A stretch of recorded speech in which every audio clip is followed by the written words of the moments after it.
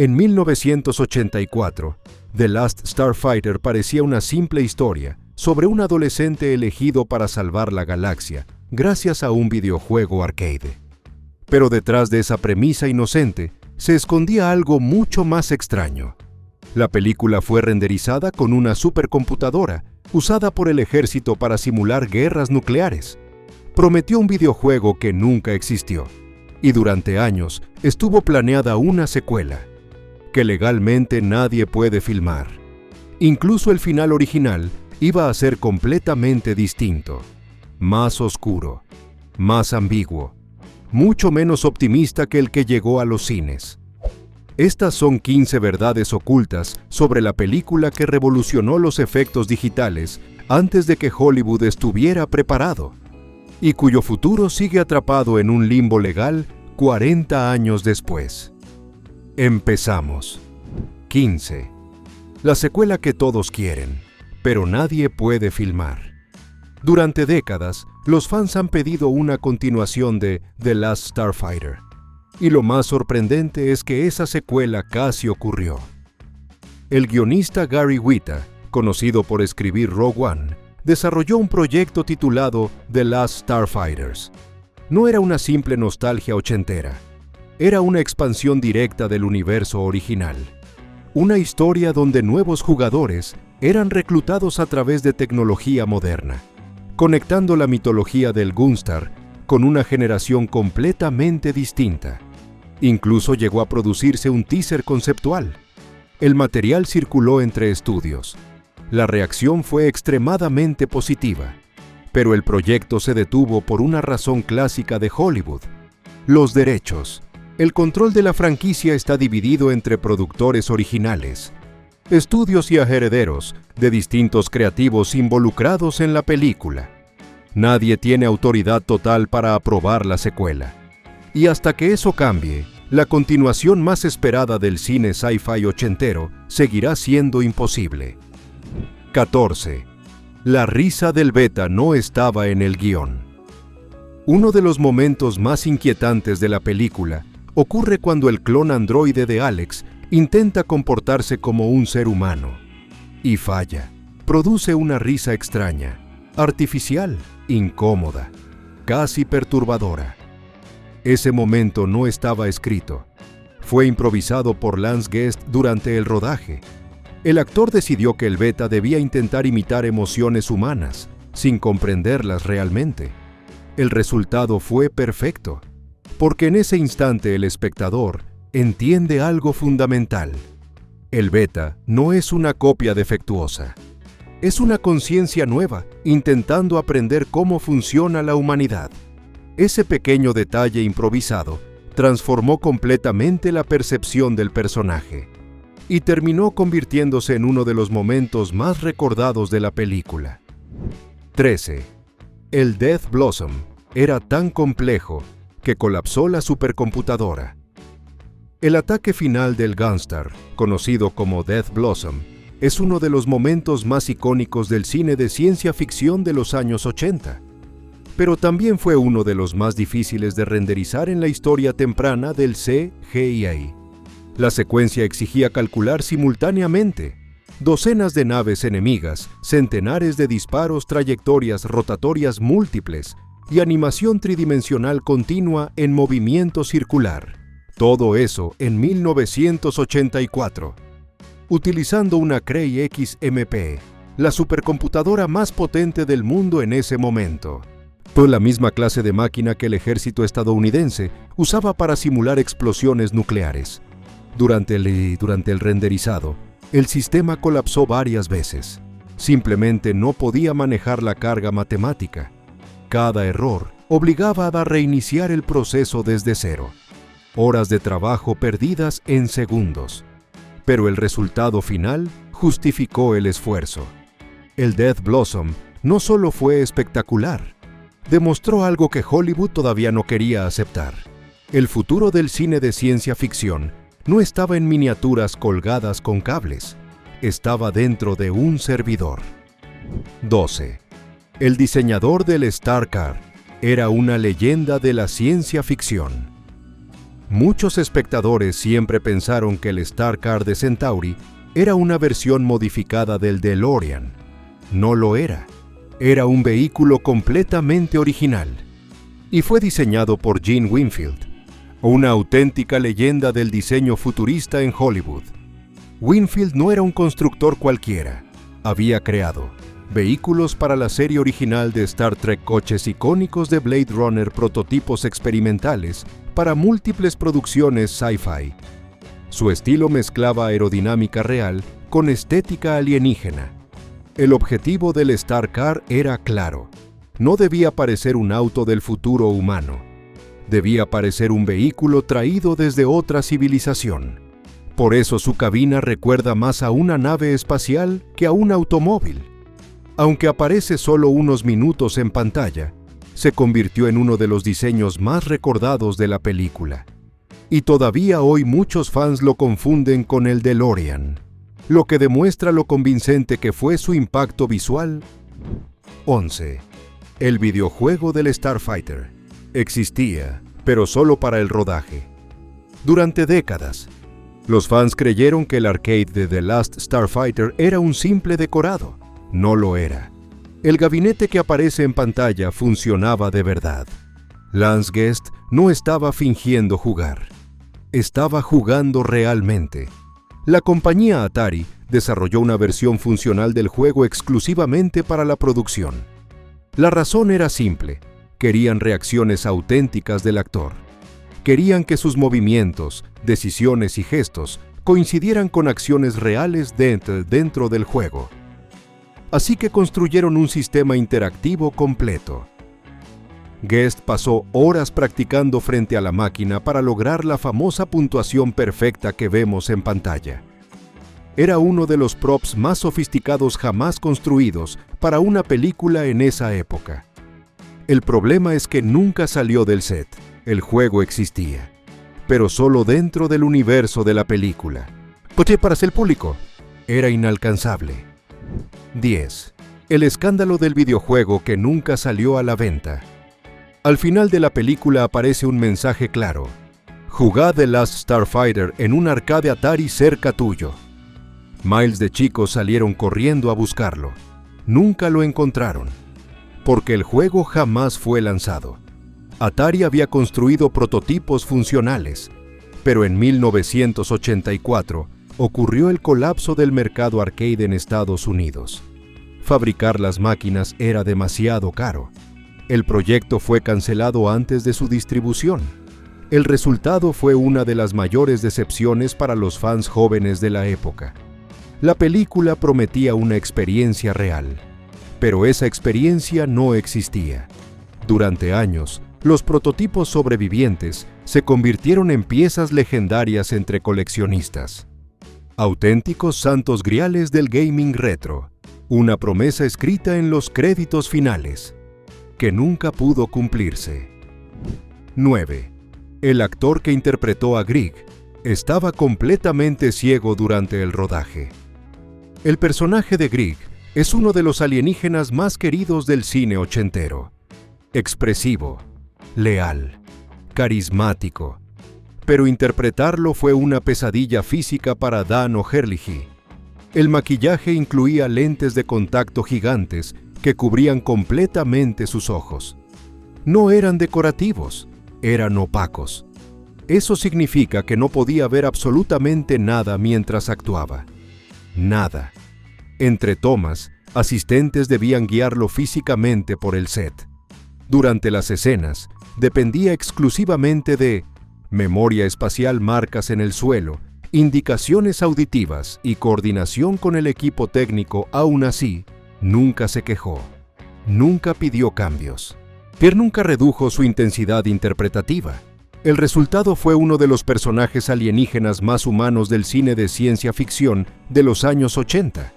Y lo logró sin poder ver ni una sola de las escenas en las que aparecía. Una de las actuaciones más invisiblemente difíciles de toda la película. 8. Lance Guest interpretó dos personajes y uno de ellos no era humano. Muchos recuerdan a Lance Guest como el típico héroe adolescente de los años 80. Pero en realidad, interpretó dos personajes completamente distintos en la película: Alex Rogan y su clon artificial Beta. Eso significó actuar contra sí mismo en varias escenas. Y no solo desde lo técnico, desde lo psicológico. El objetivo del Beta no era parecer un robot evidente, tampoco un humano perfecto. Debía situarse exactamente en ese punto incómodo entre ambos, casi humano, pero no del todo. Para lograrlo, Guest modificó su postura corporal, su ritmo al hablar y sus expresiones faciales. Movimientos ligeramente retrasados, sonrisas fuera de tiempo, miradas demasiado fijas, pequeños detalles que generaban una sensación inquietante sin necesidad de efectos especiales. Era uno de los primeros intentos del cine en explorar lo que hoy conocemos como el Uncanny Valley, y funcionó sorprendentemente bien para su época. 7. Robert Preston sabía que este sería su último gran papel. El carismático Centauri no fue interpretado por un actor cualquiera. Fue interpretado por Robert Preston, una leyenda del teatro musical estadounidense. Preston era conocido principalmente por su papel en The Music Man, donde interpretó a Harold Hill. Y curiosamente, Centauri es prácticamente Harold Hill en el espacio, un vendedor encantador, un manipulador simpático, un reclutador imposible de ignorar. Pero lo más significativo es que The Last Starfighter sería su última gran aparición cinematográfica antes de su fallecimiento en 1987.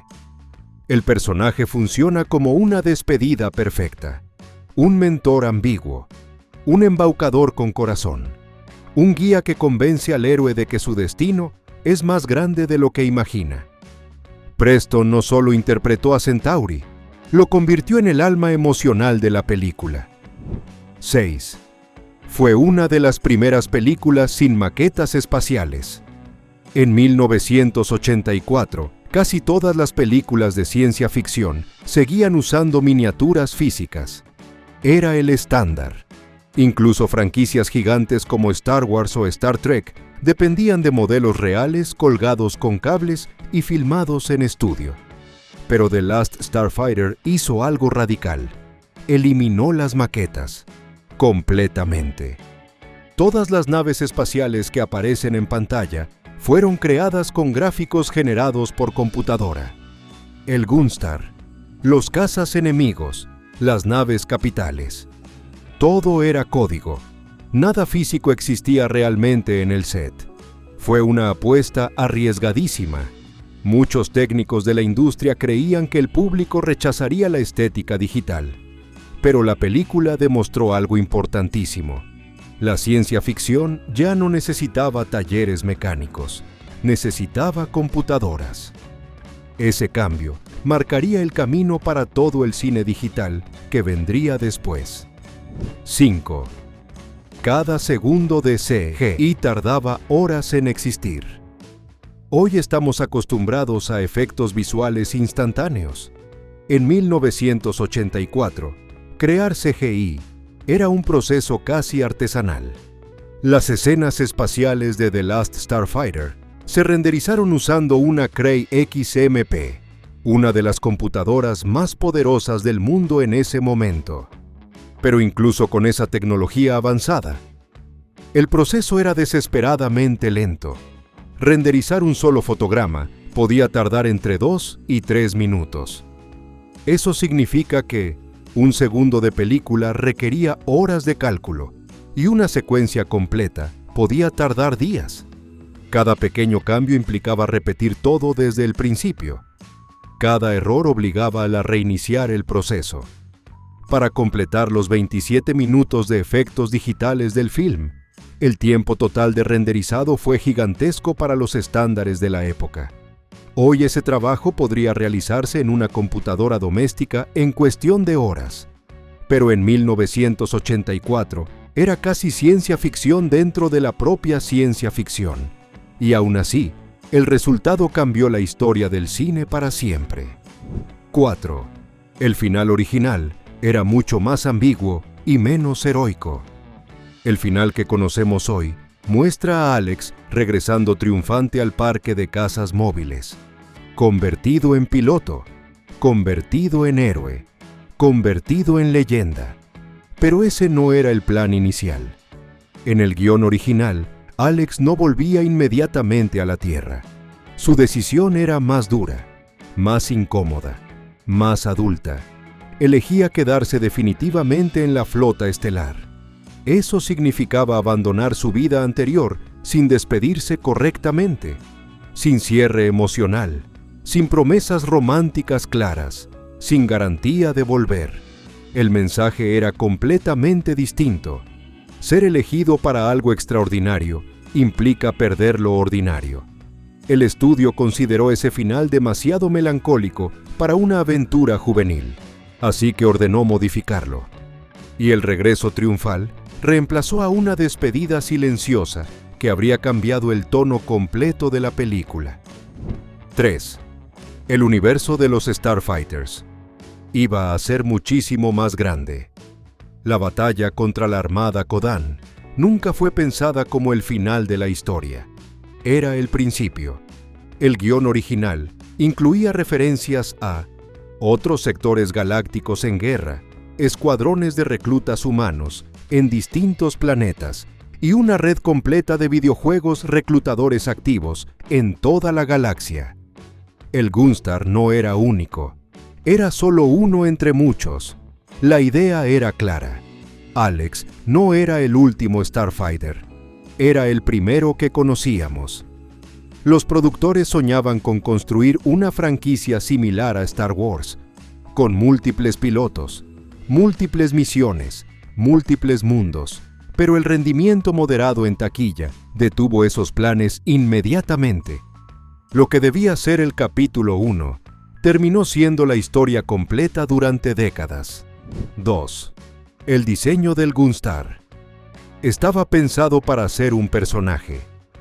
En la mayoría de las películas espaciales, las naves son vehículos. En The Last Starfighter, el Gunstar debía ser algo más, un compañero, un símbolo, casi una extensión del piloto.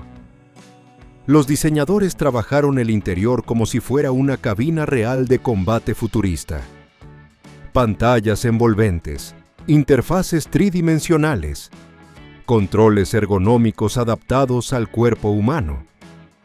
El objetivo era que el espectador sintiera que el Gunstar no era solo una nave, era una herramienta creada específicamente para alguien como Alex. Una máquina esperando a su piloto. Ese enfoque influyó en cómo el cine posterior representaría cabinas espaciales digitales en los años siguientes. El Gunstar no hablaba, pero sí tenía presencia, y eso lo convirtió en una de las naves más recordadas del sci-fi ochentero. 1. El final alternativo. Sugería que el videojuego nunca fue solo un juego. La película termina con Alex regresando a casa, pero dejando abierta la puerta a una nueva vida entre las estrellas. Ese final parecía optimista, claro, cerrado, definitivo. Pero una versión temprana del guión planteaba algo mucho más inquietante. En esa versión, el videojuego Starfighter no era solo un sistema de reclutamiento, era una prueba. Una simulación diseñada para identificar civilizaciones completas capaces de integrarse a una guerra galáctica mucho mayor. No estaban buscando pilotos, estaban buscando especies enteras. Eso implicaba algo enorme. La Tierra acababa de ser detectada, seleccionada, marcada. Alex no era simplemente el héroe elegido. Era el primer contacto oficial entre la humanidad y una alianza interestelar en guerra. El final insinuaba que miles de máquinas Starfighter existían repartidas por distintos planetas, esperando, observando, evaluando. Era el comienzo de algo mucho más grande que una sola aventura. Pero el estudio decidió eliminar esa idea. La consideraron demasiado compleja para una película juvenil, demasiado ambigua, demasiado abierta y tal vez demasiado adelantada a su tiempo. The Last Starfighter no fue solo una historia sobre un adolescente que jugaba videojuegos. Fue una película que imaginó algo que hoy parece inevitable, que algún día alguien podría estar observándonos, esperando que demos la puntuación correcta. Fue pionera en el uso del C, G, E, I. Prometió un arcade que nunca llegó. Planeó secuelas que nadie puede filmar. Y escondió un final alternativo que transformaba toda la historia en el inicio de una guerra galáctica silenciosa. Tal vez por eso sigue fascinando décadas después, porque plantea una pregunta simple, pero imposible de ignorar. ¿Y si el próximo jugador perfecto todavía no sabe que está siendo observado?